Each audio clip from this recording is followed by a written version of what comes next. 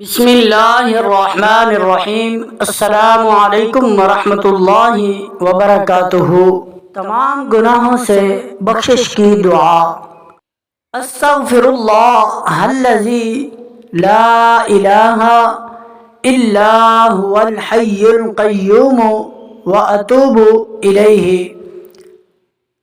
حدیث شریف میں آتا ہے کہ رسول اللہ صلی اللہ علیہ وآلہ وسلم نے ارشاد فرمایا، جو شخص سوتے وقت یہ استغفار 3 مرتبہ پڑھ لے تو اللہ تعالیٰ اس کے تمام گناہ بخش دے گا، اگرچہ وہ گناہ سمندر کی جھاگ کے برابر ہوں یا ستاروں کی تعداد کے برابر ہوں یا ریت کے بڑے ٹیلے کے ذرات کے برابر ہوں یا دنیا کے دنوں کے برابر ہوں، پھر بھی اللہ رب العالمین ان گناہوں کو معاف فرما دے گا۔